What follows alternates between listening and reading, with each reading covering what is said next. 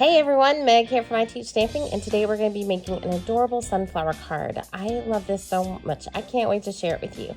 So I'm going to use my Stamparatus, and I'm using the Celebrate Sunflower stamp set. I'm using my Tuxedo black ink, and I'm going to just stamp this onto some basic white cardstock. So you can go over this as many times as you want. Since we're using the Stamparatus, I just needed to one time, but I am going to stamp 3 leaves for this card, so just one on top of the other. This has been a favorite stamp set of mine since it first came out. Once all of our sunflower stamping is done, then we're ready to move on to our sentiment. So I'm using my Stamparatus. Again, same stamp set, same ink pad, and just a different piece of basic white. And I'm stamping this over to the upper right hand side. This is going to leave me room for my pattern paper and my sunflower. Then I'm going to stamp on another piece of basic white, the smaller sunflower. This is going to be for the inside of our card. I'm using the same Tuxedo black ink and the same stamp set. All right, so we're going to get this stamped. Once we've got that good and stamped, then we are ready to do our coloring. I'm going to be using my Stampin Blends. I'm using Old Olive, and I'm going to start with the dark for these particular leaves. Depends on what I'm coloring. Sometimes I start with the dark, sometimes I start with the light. But I'm going to do the dark on the veining, and then I'm going to go around the edges with the lighter Old Olive Stampin Blend. I'm not going to really blend these out. I'm just going to leave them light and dark. I'm going to do the same thing for all 3 leaves. No changes in color, no changes in the way that I colored them in. Once our leaves are done, then it's time to move on to our giant sunflower. Again, I'm going to be starting with the dark. I'm using Daffodil Delight, and I'm just going to go through and get close to the center of everything, and then just the shadow marks that are already on the stamped image.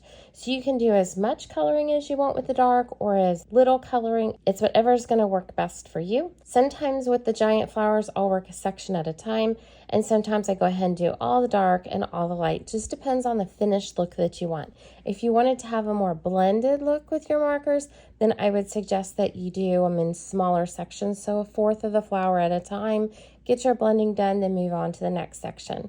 But because I wanted to keep mine light and dark, I just did the whole flower with the dark and then finished it with the light. Next, we're going to repeat this with our crumb cake using both the light and the dark.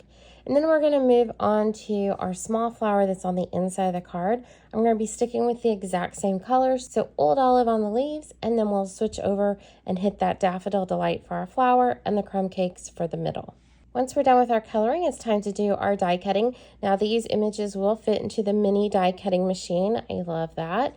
I am going to do 1 leaf at a time and my sunflower, and then I'll finish off die cutting the other 2 leaves. I'm going to take a 2-inch section of pattern paper.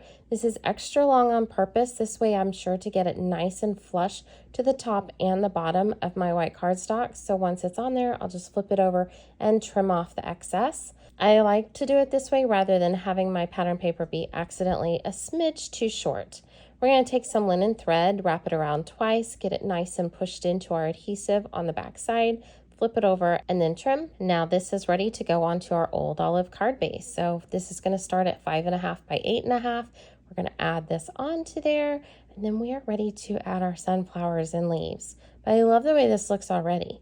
All right, so now we're going to use some dimensionals behind our giant sunflower. I want to make sure to get my sunflower in place first because the leaves are just going to fit in around it. So I don't want to have my leaves perfect and my sunflower hanging off the card. So I'm going to add this onto the card, and then we're going to finish it off by adding our 2 leaves. And we're going to add a bow here in just a bit. Now for a full list of all the supplies that I used, make sure to look in the description below. It also has a link to the blog post where I give even more detail about this project. So then some liquid glue to add our bow that's tied with a 10-second bow maker. And that same linen thread is going to get added to the front. And then we're going to carefully open the inside of the card and drop this panel into the inside. Now, if you like this video and you want to see more like it, please make sure to like the video and also subscribe to my channel. Again, I'm Meg from I Teach Stamping. Thanks for watching.